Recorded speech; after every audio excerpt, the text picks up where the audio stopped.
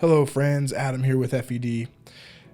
Today we're going to look at Alcryst and Etie. A while back this was kind of the big hot debate, which archer was better, and I kind of want to settle it, you know? I'm not saying that my opinion is the end all be all, but I've been looking at the numbers and some enemy data as well to kind of get a feel or thought for who is better, and I think I've come to a conclusion. There are a lot of factors to consider though, so please leave your thoughts in the comments. Who do you think is better and why? And consider the things that I mentioned today. But before we get started, please like the video and subscribe to the channel. If you love a Fire Emblem and other RPGs and stuff like that, I'm going to be talking about all sorts of stuff on the channel. So yeah, and excuse my voice. I'm a little sick. I'm trying to work through it though. Okay. So Alcryst and Etie. Etie joins at level 4 in chapter 3, and Alcryst joins at level 10 in chapter 7. There are also the opportunity to do 2 different story paralogs at this point before you get to Alcryst, so there is that as well, but there's nothing saying that you can just go straight to Alcryst and then do those later, so I'm not going to really take those into account. So let's assume that Etie gets 1 level up per chapter. I don't think that's too much to ask. But 1 level up per chapter. If you do that, by the time you get to chapter 7, Etie is sitting at about level 8. And then again, this is assuming you're not doing paralogs before you get Alcryst. She's sitting at level 8 with 12 strength. Alcryst is sitting at level 10, his base class, base level, with 11 strength. Now, that 1 strength difference is kind of crazy to me in that Etie is 2 levels lower. What Alcryst has going for him right here, though, is that he can promote instantly. As soon as you finish Chapter 7, you can give him a Master Seal, like the one you get from Yunaka's chapter, and he can be even stronger at that point. But Etie's strength lead here never goes away after this point, though. Her growth is just bigger, and assuming you keep them both in kind of like their canon-ish classes and don't even do any reclassing to benefit one or the other, Etie will always be stronger, always. And that holds true even if you put them both in, like if you put them both in Wyvern or you put them both in Warrior, Etie is always going to have more strength. But for the purpose of today's topic and debate, we're going to say that they both should stay in their, like, I'm going to say canon classes. Etie will stay in Archer and then Sniper, and Alcryst will stay in Lord into Tordia Lead, or however you say his class's name. Because I think most people keep especially Alcryst in that class. Etie, more often than not, will be switched to Warrior, but I don't think that is necessarily, I feel like that changes the debate a little bit, so we're going to keep it as this. So yeah, so assuming Etie, and if you're playing on fixed mode, on, it could be like you're forced to in your first playthrough of Maddening, Etie is going to have +1 strength over Alcryst at this point, if she gets 1 level up per chapter. And again, if you do the paralogs, that's not too much to ask. She'll have probably be even higher leveled if you're using her. Now, again, Alcryst can promote right away, which gets him to +1 strength there and closes the gap if you promote right away. But from that time forward, Alcryst will never be able to keep up with Etie's growth. So by the time, assume both promoted at level 10, Etie gets +2 strength instead of just the +1 that Alcryst gets when going into Sniper, compared to Alcryst going into his personal class. And that's really fine and good. And, I'm focusing on strength. And I think there's going to be a lot of people that say, Alcryst is better in other areas, and he is. He is better in the speed department, the defense department, res. His build is generally better. His HP is generally better. And there's a lot of that going into it.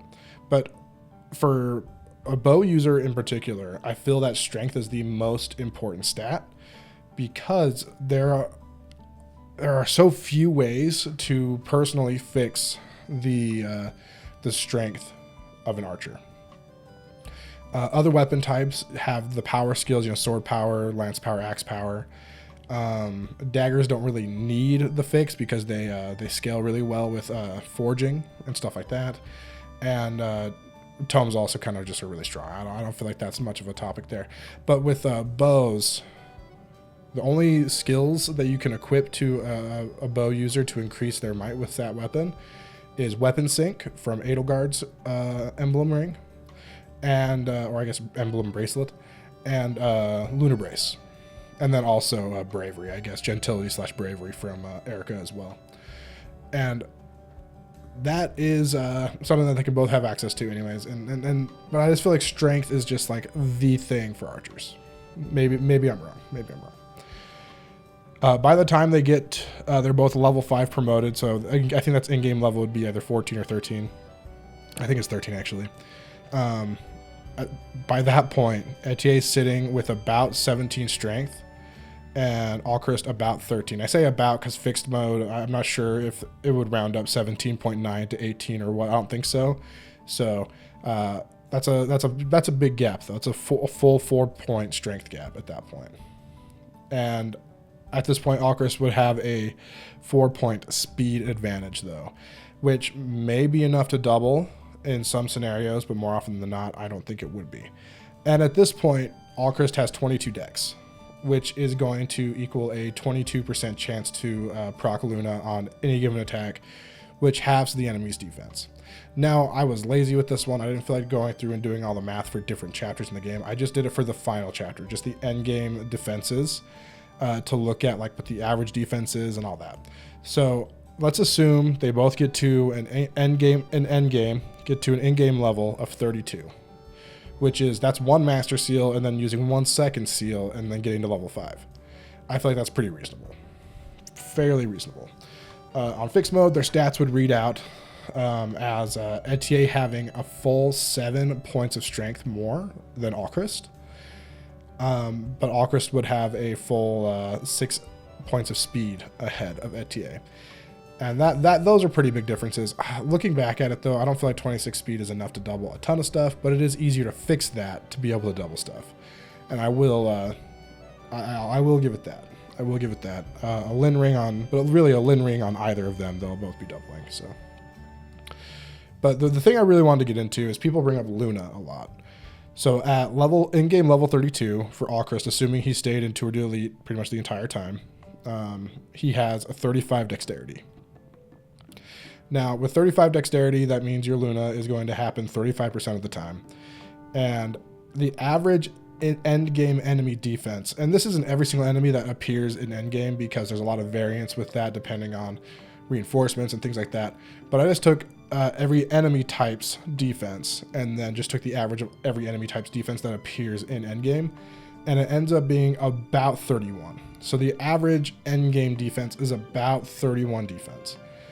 Now, assuming that you cut that in half, we'll say it rounds up to 16 damage, right? Or like it's about that, right? If you assume that Luna is going to proc 35% of the time, then realistically you could add, not realistically, but like, and not even in practice, but about every attack is going to be plus 5 damage.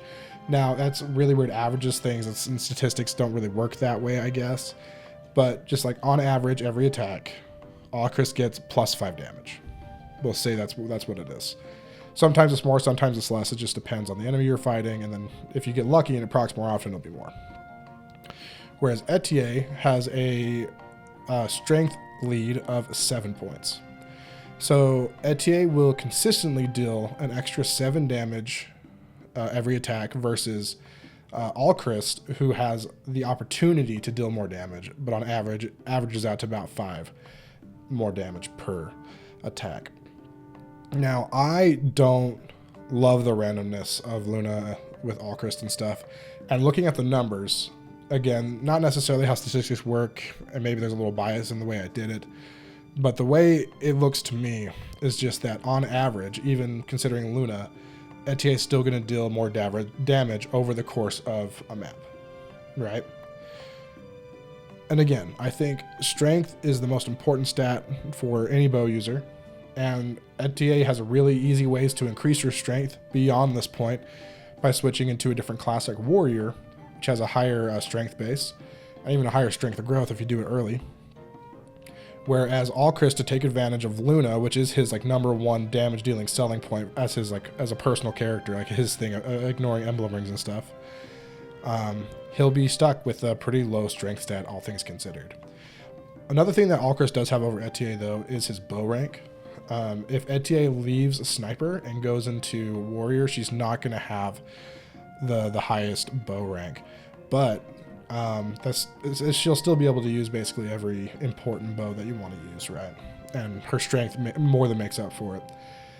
But yeah, those are my thoughts. I think overall, all this stuff considered, I think Etie is ultimately the better character, better unit.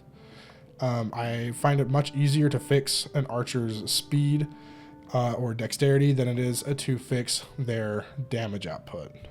And Luna, again, like if you get to endgame with in-game level 32, that's level 5 after a second seal.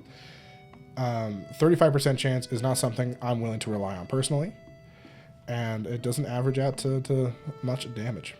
Now, maybe I'm dumb. Maybe I'm doing this all wrong. Maybe my math doesn't check out. So here, please tell me in the comments why I'm wrong. Do you think Alcryst is better or Etie is better for one reason or another? I would love to hear it. Do you think the defenses of Alcryst are more important than I give credit for? I often disregard the defense difference in this debate because I don't think defense on your archer is that important. Etie will most likely just kind of get 2-tapped, and Alcryst may be able to survive 3 attacks if necessary. But again, why are you letting your archers get attacked? It seems like a skill issue to me. Anyways, again, please excuse my my sore throat and congested, sick voice. Appreciate it, and please leave your thoughts in the comments again. Thank you for watching and bearing my rambling. This is just something I've kind of had made for a while, and I just want to get my thoughts out there, and love to hear your guys' perspective.